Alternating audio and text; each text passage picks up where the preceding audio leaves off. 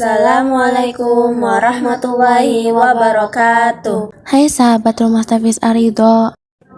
Kali ini kita akan membahas kisah Nabi yang pertama kali Allah turunkan ke bumi. Oh iya, sebelum kita membahas Nabi yang pertama kali Allah turunkan ke bumi, yuk tonton dulu video pembahasan kita yang berjudul Penciptaan Nabi Adam Part 1, agar ilmu yang kita berikan dapat sesuai dan bermanfaat untuk kalian semua. Siapakah dia? Yap, benar, ia adalah Nabi Adam alaihissalam dan istrinya bernama Siti Hawa. Allah berfirman dalam Quran Surat Al-Baqarah ayat 36. A'udzu billahi minasyaitonir rajim.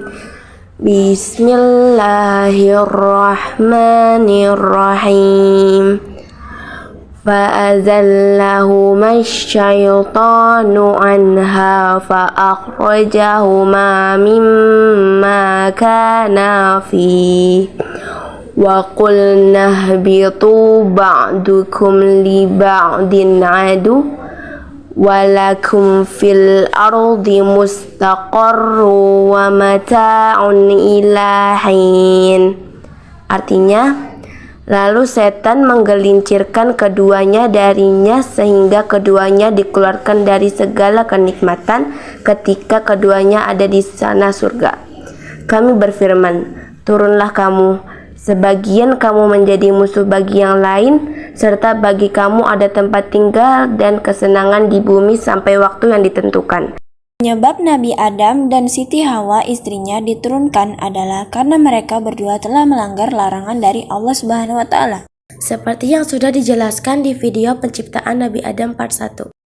Namun, ternyata bukan hanya Nabi Adam dan Siti Hawa saja yang diturunkan ke bumi, melainkan Allah Ta'ala juga menurunkan iblis dan ular dari surga, seperti yang dijelaskan oleh Al-Imam Abu Ja'far Muhammad bin Jarir At-Tabari radhiyallahu anhu dalam tafsirnya ketika menerangkan ayat ke-36 surat Al-Baqarah dengan membawakan sebuah riwayat dengan sanadnya bersambung kepada para sahabat Nabi Muhammad SAW, seperti Ibnu Abbas, Ibnu Mas'ud, dan lainnya. Nabi Adam dan Siti Hawa sangat menyesali dosa yang mereka perbuat hingga mereka berdoa.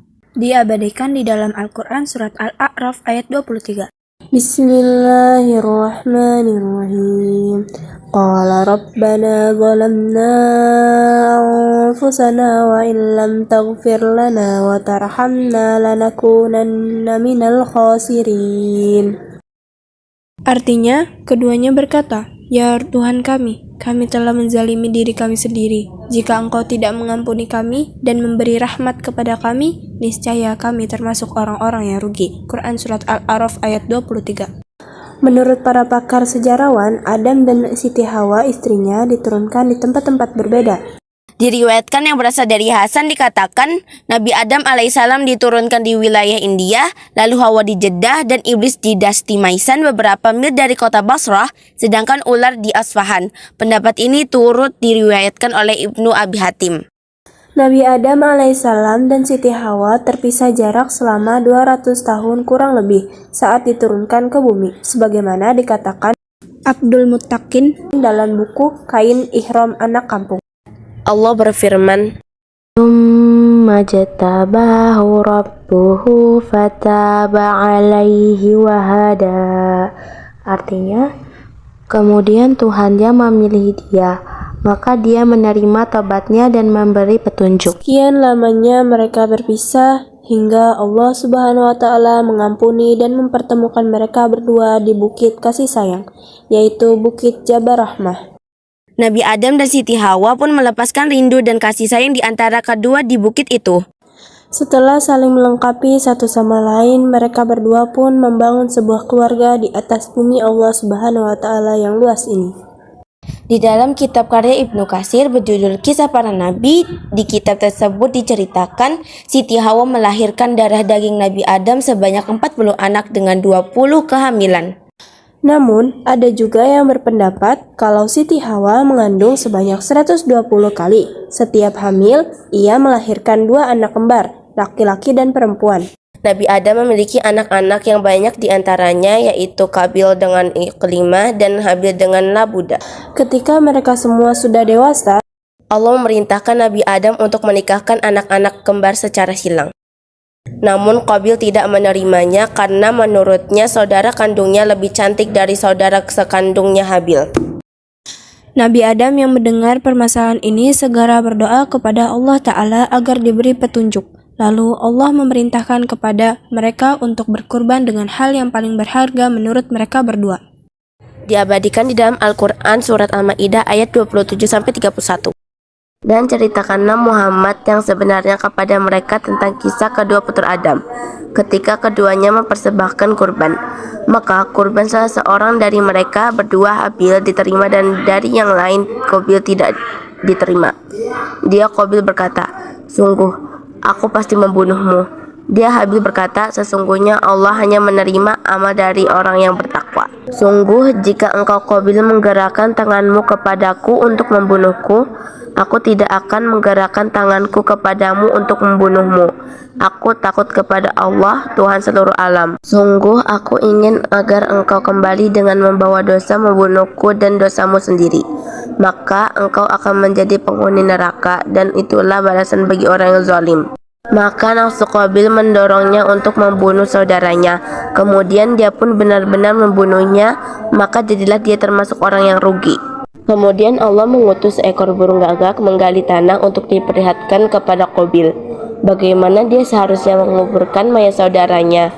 Qabil berkata, "Oh celaka aku, mengapa aku tidak mampu berbuat seperti burung gagak ini sehingga aku dapat menguburkan mayat saudaraku ini." Maka jadilah dia termasuk orang yang menyesal. Quran Surat Al-Ma'idah ayat 27-31. Saat itu Nabi Adam alaihissalam telah pergi meninggalkan mereka berdua yaitu Qabil dan Habil.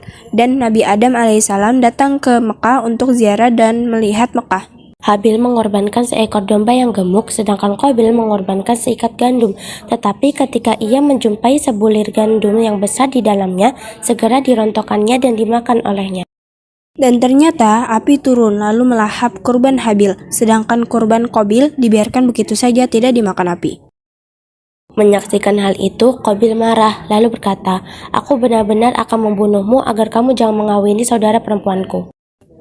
Maka Habil hanya menjawab, "Sesungguhnya Allah hanya menerima kurban dari orang-orang yang bertakwa."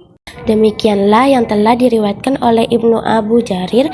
Ibnu Abu Hatim mengatakan bahwa telah menceritakan kepada kami Al-Hasan Ibnu Muhammad Ibnu Sabbah. Telah menceritakan kepada kami Hajjaj dari Ibnu Juraij, telah menceritakan kepadaku Ibnu Khasyam. Ibnu Juraij mengatakan bahwa ia datang bersama Sa'id Ibnu Jubair.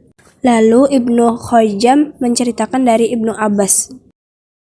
Setelah kejadian saat itu, Qabil membawa dosanya hingga ia wafat dan terus-menerus berkepanjangan hingga anak cucunya sekarang ini.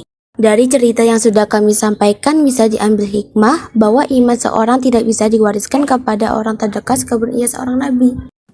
Seseorang tidak akan merasakan manisnya iman kecuali ia menaruh akhirat di hatinya dan dunia di tangannya. Semoga kita termasuk orang-orang yang bisa merasakan manisnya iman. Amin. Sekian dari kami, kurang lebihnya mohon dimaafkan. Wassalamualaikum warahmatullahi wabarakatuh.